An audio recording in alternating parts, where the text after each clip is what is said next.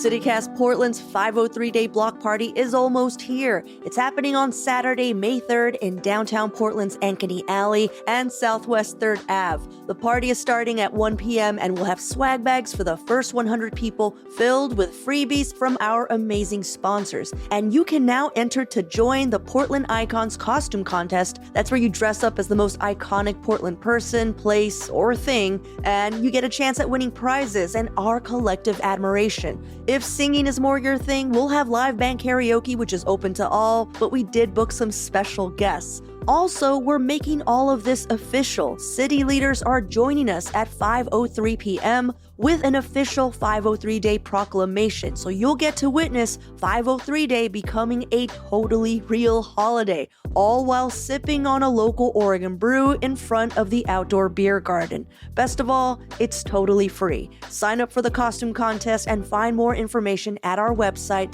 portland.citycast.fm. That's portland.citycast.fm. Did you know that Portland used to have a thriving Little Italy neighborhood back in the early 1900s? Nowadays, we may no longer have an Italian block, but when it comes to good pasta, the options are pretty competitive. There are so many restaurants to choose from, all offering different styles and levels of rustic authenticity. And lucky for us, many of these pasterias pride themselves in making it all by hand, some even forgoing machines altogether and only using the power of a roller and a knife. So today on CityCast Portland, producers Giulia Fiaoni and John Notarianni are joining me to talk about where to find the best plates of pasta in town.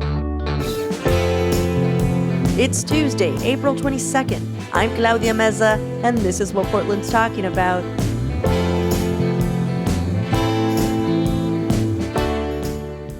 Did you guys know that Portland had a thriving Little Italy? Did you know that? I found out about it, but I didn't know much about it. According to a 2017 article from Willamette Week, in the first half of the 1900s, that area surrounding what's now Portland State University, at one point housed up to 5,000 Italian Americans, most of whom were born in the old country. There was even an Italian language newspaper called the Tribuna Italiana. Gosh, take me back. Well, this is straight from that article. Now, only two true Italian monuments remain from those days. St. Michael the Archangel on Southwest Avenue and the Caro Amico Italian Cafe on Southwest Barber Boulevard, which is like a red sauce Italian spot. And it's had like a nice back patio view of the Willamette since 1949. And it claims to be the first pizzeria in Portland, but I think that there are maybe a few others that also do the same. So There's gotta be others. So we'll see. But I didn't know that. Like, that's so cool. You know? It really is. And it speaks to a lot of why there are so many Italian restaurants still now. I feel like that's one of the most common kind of cuisine here in Portland, in my opinion. Pizza, for sure. Especially pizza. We're a pizza city, 100%. Yeah. But I will say, like, looking at the restaurants that we're going to be talking about, also a lot of the places that are doing Italian food aren't doing like super duper traditional Italian food either, right? Yeah. There's like a lot of sort of experimentation and, you know, melding Portland food traditions with the restaurants we're going to be talking about, which I think is pretty cool too. Yeah. So let's get right into it. Let's talk about places that are doing the best handmade pasta. For handmade pasta, I want to pick Ava Jean's. Southeast Division opened in 2012. Sort of felt like it was a part of that first big wave of like new high-end Portland restaurants when it opened.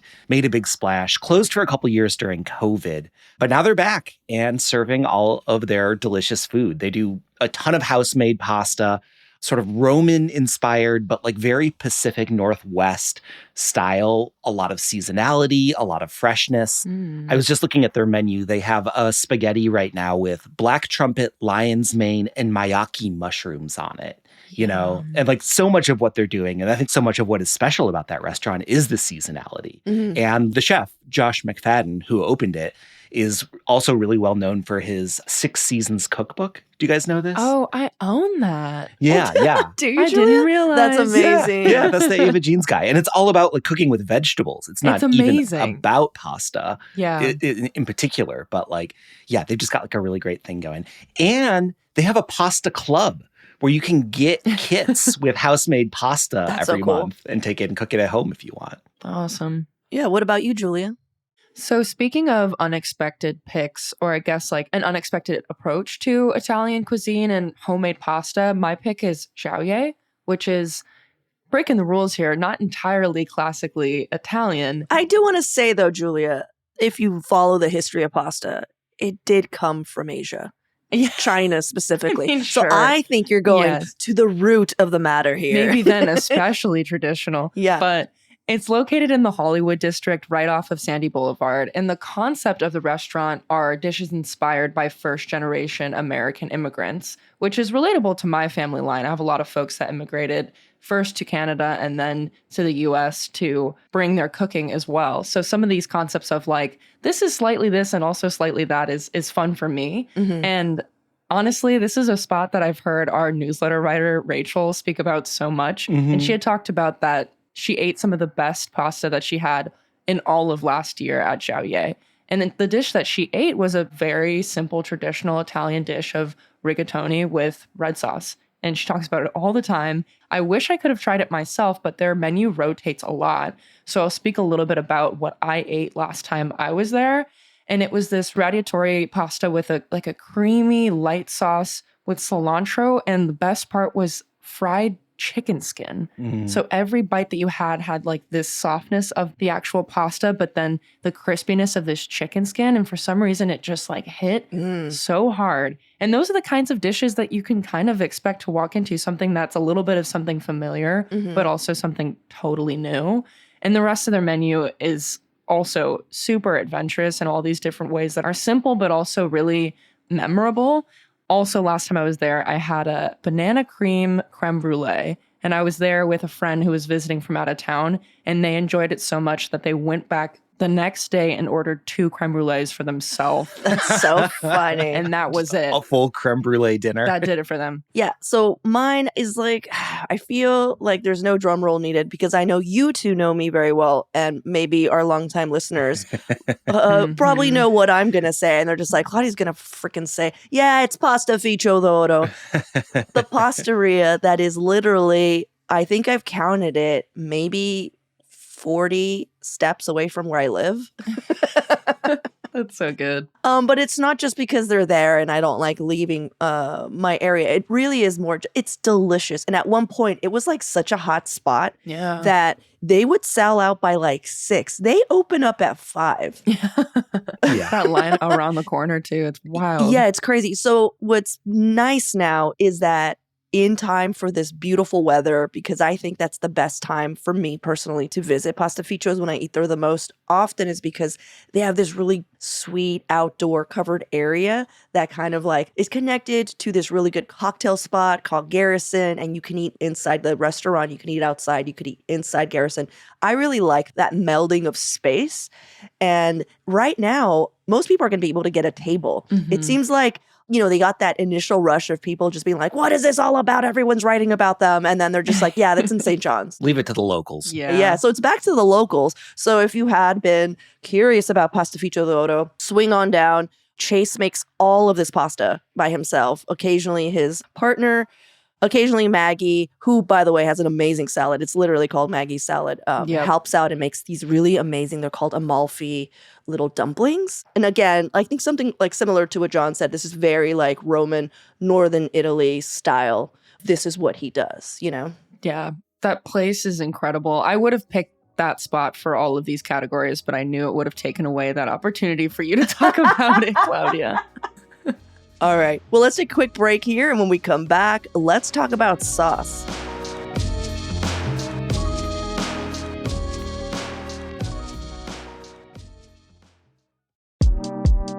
If you're a home DIYer like me, you might have a few leftover paint cans gathering dust in your basement. Or maybe your house already came with a bunch of them like mine did. So I'm happy to share that Paint Care makes recycling your leftover paint, stain, and varnish simple and easy with convenient drop-off locations as close as your local hardware store. Paint Care has 3 simple rules for painting smarter. 1, buy the right amount of paint for the job. 2, use up leftover paint. And 3, recycle the rest. If you visit paintcare.org/3simplerules, you'll find tips on how to do all 3. Buying the right amount of paint for your project, exploring DIY ideas for how to use up leftover paint, and also just look up the nearest drop-off site in your neighborhood. Paint Care is all about keeping it simple for Oregonians.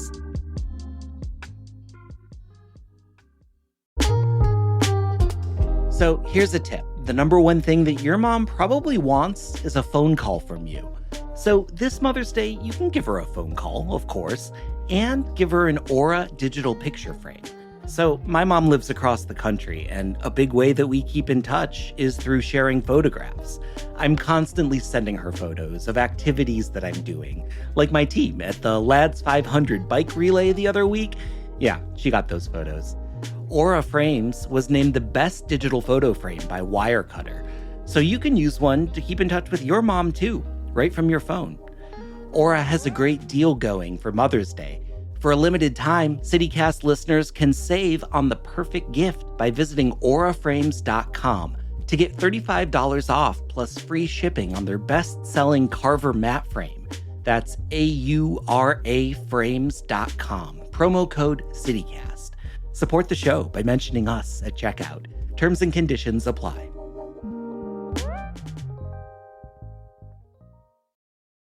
So, which spots do you guys think are making the best pasta sauce? And before we jump in, just quick history lesson. All tomatoes come from the Americas. You're welcome. This is why if you go to like these northern spots, you're just like, where are the tomatoes? And it's like, they weren't there then, baby. They had butter. Yeah. And with that, I'm taking one that I'm not even necessarily celebrating on the strength of their red sauce. And I want to talk about Goomba. On Northeast Alberta, they used to be a food cart. They've had a restaurant there for a number of years. And they've got some staples on the menu. They've got like a really beautiful like pappardelle with braised beef short ribs. They also have like a really crazy lasagna that's super good. But like I really want to shout them out because they go crazy with their specials and just like make the wildest pasta that you've ever seen. They just recently had a malfada, which is like a thin lasagna with crab, compound butter, mascarpone, and Old Bay breadcrumbs on the menu. Oh my gosh. And like this is sort of their thing. They did like a spaghetti recently with Dungeness crab, burrata, and trout roe on it. It honestly sounds like one of the chefs got high and was like, this is it. I mean, that is like follow their Instagram at your own peril because they'll throw things out on their Instagram. They're just like, we just made the biggest fried chicken sandwich in the world. Yes, you're proving on my point. special today. You It's know, incredible. A cloud of smoke behind it. it very much is like, maybe this would be fucking delicious. Yeah. And John's like, and it fucking is. And it is. John, part of me is just like, stop talking. Let's all go. Yeah. Like, let's go right now. The pictures look so good. Oh my God. This thin layered lasagna is ridiculous looking. Yeah. They did a tagliatelle with duck stroganoff not too long ago. Oh my Seriously, they're just God. like going crazy out there. That's amazing. I want to tell you about my go-to spot in the Kearns neighborhood for my favorite sauce. It's a spot on East Burnside called Luce. Mhm. And my favorite thing is that they're actually open on Mondays. So on Monday nights when I'm feeling kind of meh, but I don't want to cook for myself, I'll just head on down to Luce, and they're very reliable in that sense. And my second favorite thing about this spot is that you have the option to pick between a whole portion of pasta and a half portion. So it's a really nice spot to actually dine alone. If you want to go and just get a glass of wine, plate of pasta, it becomes super affordable in that way. One of my favorite pasta dishes is their braised rabbit ragu, but they also have more stepping outside the box options. Like one time I had a creamy poppy seed and beet ravioli. which was fucking awesome. That does sound awesome. And the environment's so sweet. It's kind of like half market, half restaurant. And it's just like fully window panes on every side. Yeah. It's such a sweet little neighborhood spot. It's got to be one of my favorites. That's one of those places that I'm a little jealous isn't closer to me because every time I've had the opportunity to go, I just love how unassuming it is. Yeah. And you can just feel the consistency and you can tell that everyone there just lives in that neighborhood. Yeah, we're coming here. And those are my favorite restaurants. Totally. So this is slight curve, not really a curveball because I feel like people who've been here for a little bit might know what I'm about to say. I think the restaurant with one of the best sauces, and I'm just thinking sauce alone here, guys, is Nostrana because they make this like tomato butter sauce that is so I don't know if you guys know this, but Kathy Wims, who is the chef at Nostrana, she was an acolyte of Marcella Hazan, who is this just kind of like institution of Italian cooking in America. Like she brought it over basically and was like, all right, what are you guys eating? No, this is what we eat. And one of her signature sauces is just like, if I were to tell you what it is, you could do it at home, but there's something about Nostrana nailing it every time. You just get tomatoes from a can, you get butter, and you get a yellow onion. And you just cook that down for like almost an hour. And for some reason, it's like a life-changing sauce. I'm not joking. It's because it tastes like all the things that you remember Chef Boyardee. But you know what I mean? Like that familiarity of just like, oh, this that is like comfort. this is childhood. Oh, yeah. But like delicious and to adult tastes is so good. You're reminding me of something my mom did for me in college. She basically bought me this like brand new journal with one recipe in it, and it said simple sauce. And it was our family recipe for a sauce that is pretty similar to what you're describing, Claudia. And there's nothing that hits better than that kind of sauce. I love it. So good. John, you've had it? Oh, yeah. This was like my second pick in every single category. It was Nostrana. I love Nostrana so much. And I would have put it in if I knew you weren't going to bring it up. How does everyone know? You know what's so funny is as we were preparing, Giulia and John were just like, we know you know 3 things. In every category, you have 3 things that you just never waver from. And I'm like, you're absolutely right. And here they are. And here they are. But the other thing I love about Nostrana is that they do the pizza with the scissors. Yeah. They give you the scissors to cut your own slice, which I really like too. Oh, John, I just saw the joy. Yeah, you're like, I love like, cutting pizza. They have the scissors. That's so cute. You're like, I love cutting me some pizza. All right. Well, what about places that are serving a hefty plate for a bargain? Like, what are your favorite spots for a good deal? Oh, I think that there is only one answer for this. Okay. And it is the Old Spaghetti Factory, founded in Portland in 1969. Hot take. It's a chain. It's in 13 states. There's one in Japan. Of course I used to have a friend that was looking into leading the Chinese expansion of Old Spaghetti Factory at one point. Random. They were like, there's a market random for spaghetti in China. And he was like the business guy seeing if they could get like Old Spaghetti Factory in China. I would be insulted if I was in China. If I'm like, we gave you this and you bring us this. No, but you know what though? No diss. The Old Spaghetti Factory randomly always hits. Yeah. Because it's just so much fun. Oh my God. I've never been. You got to go on your birthday or all your friends have to agree that it is your birthday. Yeah. Oh, there we go. Do you see what I'm saying? Heard. They're not checking IDs. I mean, you two can be my friends and we can go and pretend it's my birthday. You get free ice cream. And then everyone comes out and it's just like, happy birthday. You know what I mean? Like, I used to love doing that. And I'd be like, hey guys, I'm going to go wash my hands. It's my birthday, okay? And then they're like, God damn it again. And then they go and then I come back and I'd be like, oh my God, what's happening? I didn't even, you guys know. And then I wouldn't even share my ice cream. I was such a terrible teen. It's Anyhow. foolproof plan. Love it. Oh, man. But yeah, do you have a favorite bowl of pasta from Old Spaghetti Factory, John? I mean, the Old Spaghetti Factory is just like the red one, you know? No, it's like... Not the chicken Alfredo. Yeah, just the spaghetti. Yeah, try the spaghetti. You're really going to love the spaghetti at the Old Spaghetti Factory. Okay, cool. What about you, Giulia? I feel like I'm going to listen up. Whenever a youngin comes through with like here's a price point, I'm like, they know what they're talking about. You know, like, what's going on, Giulia? Where are we going to get our cheap eats? I feel good about this one. This one's called Sit Tight. It's on North Interstate, and it's open, I think, within the last couple years. It's pretty new. So I learned just through researching for this that it's actually a Sopranos-themed bar, which if you love The Sopranos, maybe it's a spot for you. But the specific item that I'm pointing to is their rigatoni carbone. Mhm. And it's this like spicy, cheesy penne alla vodka sauce and these big old pieces of rigatoni pasta. It's an $18 plate, but it serves 2 people. So it's technically like a $9 each pasta option for the night if you really want to go that route. And the thing that I love about it is I've realized I love the feeling of digging into a massive plate of pasta sitting right next to a pool table at a bar. Yeah. Like it is just such a funny environment to eat in that way. And the thing I'm excited about this year is they have a massive back patio that I haven't been able to enjoy just yet because of the weather. But I think that's going to kind of be one of the summer spots for me. Yeah, I've been on that patio. It's really nice. They have like a giant tree with like a bench built around it, which is just sort of like, oh, this is really cute. Yeah. Yeah, I love Sit Tight. I very recently was on that patio, and I don't want to go against the family here, but their meatballs are so good that I actually got the rigatoni carbone, which by the way was 3 meals for me. Oh, it was seriously? so huge. It was 3 meals. But I think you could get the meatball as like a appetizer. So I had the meatball and I was like, oh, I fucked up. Because they have the spaghetti and meatballs marinara for $18. I gotta try that. I would go with that one. It's also $18. And I can't imagine it. They're not also going to give you like 3 meals worth of it. Yeah. And they also have sandwiches, which is, it's hard to find like Italian style sandwiches. And they literally have gabagool. So you can go there and be like, I'll have the gabagool. Hey, you can really lean into it if you want. Yeah. Everyone's like, leave. And we're like, okay. Please get out.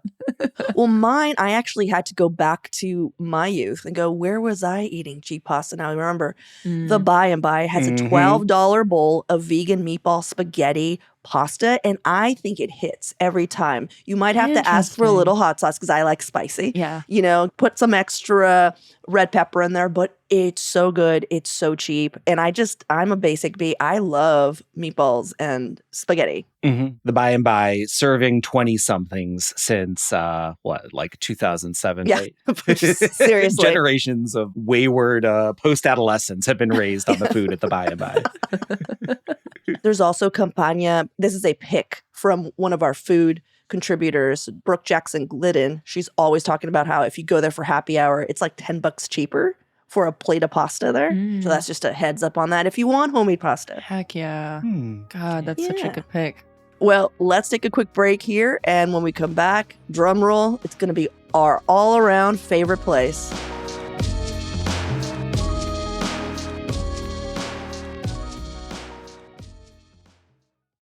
What sort of promises have you made to yourself this year? Getting in better shape, eating healthier, saving more money, traveling somewhere new? What about discovering a new culture by learning a new language? With Babbel, you can do that in just a few weeks. I'm David Plotz, the CEO of CityCast, and I've been learning Spanish with Babbel. Babbel's quick 10-minute lessons, handcrafted by over 200 language experts, get you to begin speaking your new language in 3 weeks or whatever pace you choose.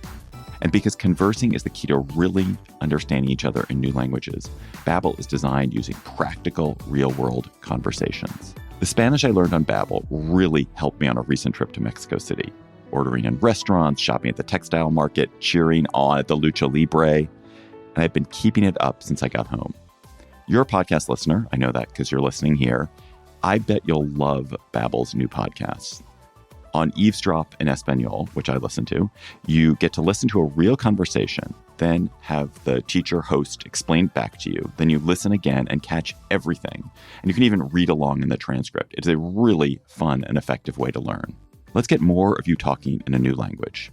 Babbel is gifting CityCast listeners 60% off subscriptions at babbel.com/CityCast.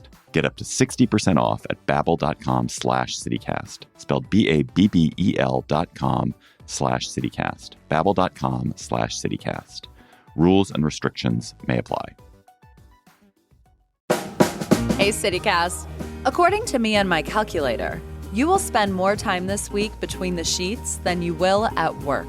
So upgrade your sheets to Cozy Earth.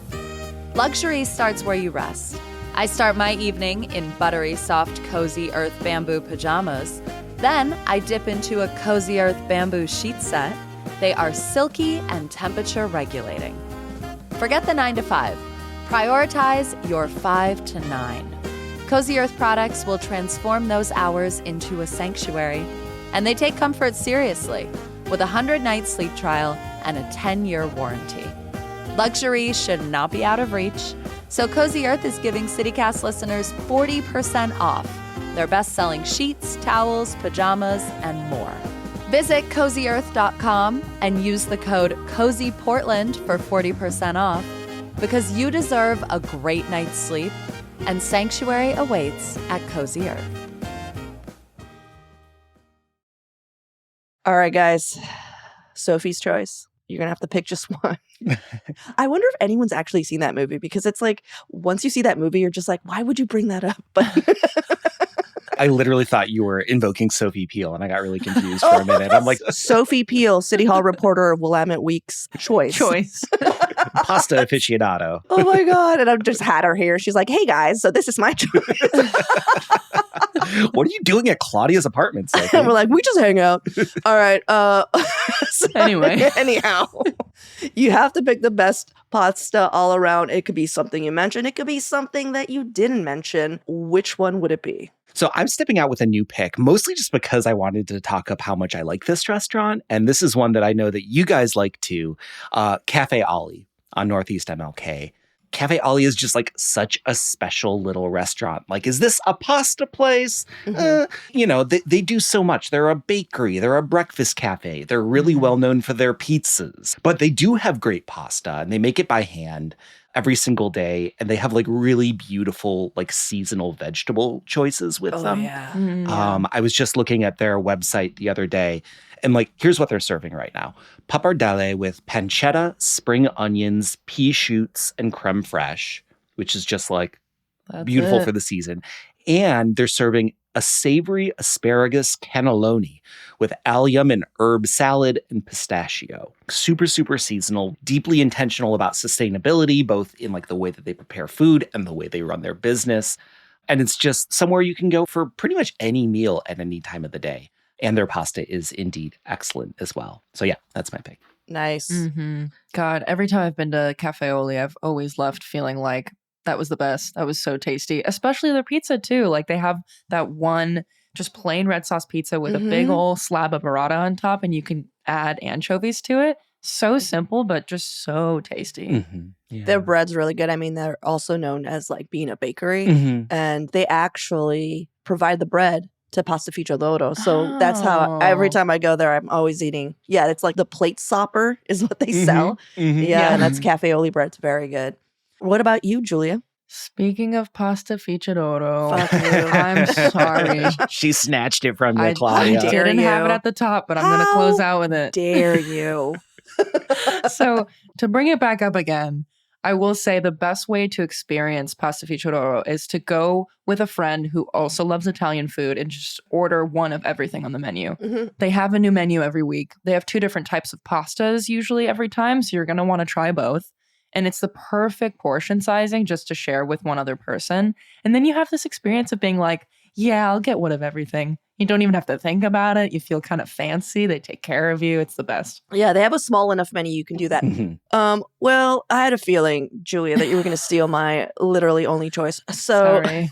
I want to give this up best all around because it's such a crowd pleaser. Like we were mentioning certain places, I'll be honest, I've brought in family members who maybe are not as keen into like why something is special, and they just like want their calamari or whatever. You know what I mean? And I gotta say, one of the best all around if you're trying to appease a lot of palates is Gabbiano's. It hits every time. They have all the, standard that people are like, well, where's my mozzarella sticks? And it's like, well, here's here's a thing. But I think consistently their pasta specials are freaking phenomenal. They're so good. And I love them because they also make really good cocktails. Oh, good to know. I love Gabbiano's. I have 2 words of warning for anyone who eats at Gabbiano's. Oh, okay. Number 1, their limoncello is stronger than it looks. It always is. It always is, though. Yeah. You have one and it's like sort of sweet and nice. And then 10 minutes later, you're like, whoa, feeling that. It's like fire in the chest immediately, too. Yeah. Limoncello does not play around. Does not. Number 2, their chicken parm can feed a family of 7. It is so freaking big. It like, is so big. Yeah. Agree. it's delicious, know. but like, just be aware it's bigger than your head. Well, I wanted to throw in a few reader suggestions. Reagan, a newsletter reader, wrote in, "We love the old school caro amico. They called out the manicotti combo as their favorite dish and suggested that you sit in the bar for the cool lounge vibes." That's the restaurant I called out that was like one of the oldest ones still standing in Portland from the old Italian neighborhood days. Mhm. And if anyone's been to caro amico, like, I'm hearing Manicano combo. What else should we be getting? I Mhm. want to know. Let Yeah. us know. Yeah. The other one is Gino's in Selwood, which, have you guys been there? I have not, but I love this suggestion and it makes me want to go right now. You want to read it? You want to? Yeah. Gino's in Selwood. This is from Christopher. Their Grandma Jean's Nana-style pasta makes you feel something special, and the paccheri has a taste that lingers like an Italian memory. Oh, Ah. poetic. I'm in. Okay, here's the deal about Gino's. I went once. It was just by chance. And they had like a seafood stew or something. Mhm. Cioppino. Yeah, it was cioppino. Mhm. And I still think about the cioppino. It was so good. The bread was like perfectly grilled. Oh my God. So I've only been once, but I'm really excited to try it again. Well, I'm going to jump in with another reader's pick. This one's Nicoletta's Table in Lake Oswego. And this is just like a classic old school pasta joint. This is from a recommendation of reader Doug T. The reason why I wanted to shout this place out too is that my partner actually used to work there growing up when he was living in that area through high school. And he was saying that in Lake Oswego, there's a lot of Portland transplant Italian restaurants where it's a chain of something already happening in Portland. But Nicoletta's has stuck around for decades as strictly a Lake Oswego spot. So it is like hardcore repping that neighborhood and people still love it. Nice. No, I've never heard of it. I'll throw in one more too, because this is a new to me pick. This is from Linnea, who recommends on North Denver in Kenton. Do you know this place, Claudia? No, but it's like an Asian fusion restaurant. Yeah. And again, I love when people throw in Asian restaurants when we're talking about pasta because I'm like, yeah, I know. Yeah. Linnea says it's moaning and groaning good, unlike anything else. So yeah, that's another one to throw on the list. Yeah, she specifically shouted out the garlic noodles from On. So Mhm. I'm going to try that out. I mean, it's not that far Yum. away from me. Yeah. It's a little bike ride. Heck yeah. Yeah. All right, guys. Well, thank you everyone for writing in your picks. If you have more ideas, hit us up at portland@citycast.fm. We love getting new recommendations. And Giulia, John, thanks again. Thanks for hanging out and talking pasta. Let's go get pasta. I don't want to work anymore. Let's get pasta. Yay. Thanks, Claudia. Thank you.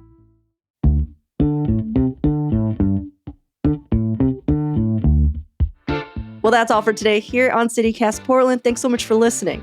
We'll be back tomorrow morning with more from around the city. Until then, see you at Slim's.